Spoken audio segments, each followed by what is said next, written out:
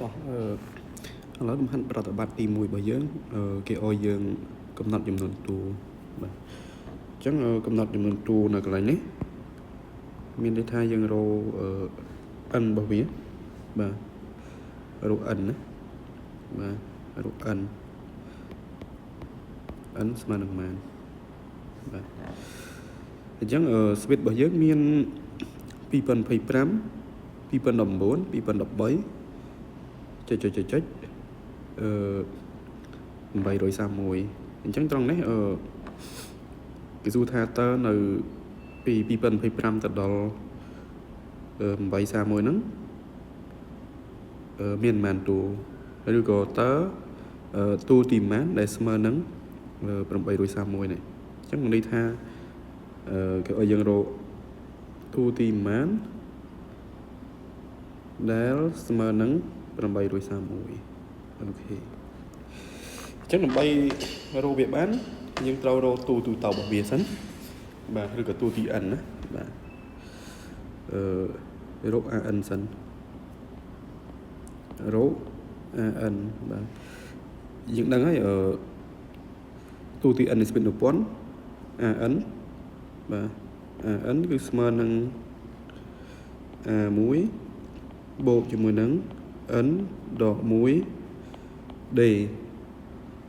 បាទដែល a1 របស់យើង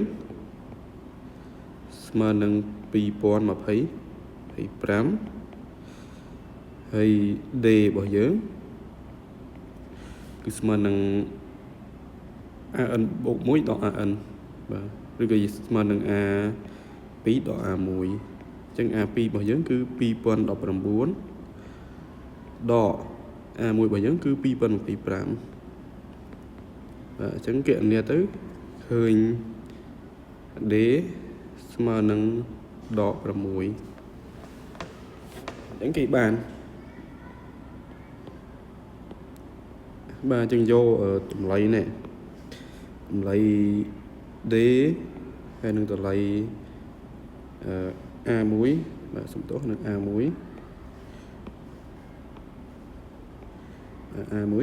ទៅចំនួនក្នុងរូបមន្តរបស់យើងនេះរូបមន្តនេះអញ្ចឹងគេបាននេះគេ n ស្មើនឹងប៉ុន្មានស្មើនឹង2025បូកជាមួយនឹង n ដក 1 អញ្ចឹងគឺ n ដក 1 គុណនឹង d របស់យើងគឺ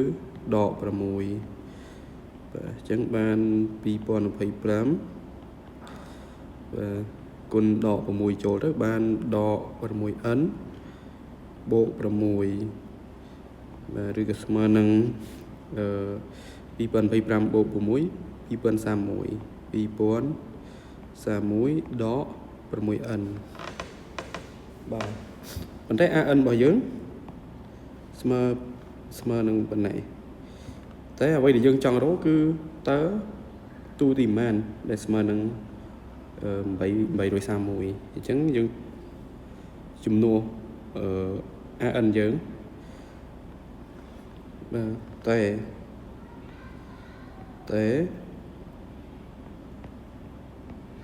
an របស់យើងគឺស្មើនឹង831បាទយើងជំនួសចូលទៅគេបាននេះគេបាន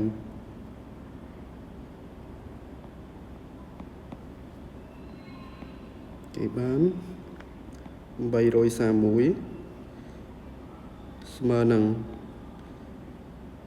2031ដក 6n បាទចឹងយើងបោះដក 6n មកខាងឆ្វេងយើងបាន 6n ស្មើនឹង2031ដក831បាទដកនេះមក2031ដក831បាទអញ្ចឹង20ដក 8 គឺ12ស្មើនឹង1200 6n ស្មើ1200អញ្ចឹង n n នាំឲ្យ n ស្មើនឹង1200លើ6ចឹង1200ចែកនឹង6យើងបាន200ណា200ទូចឹងស្វិត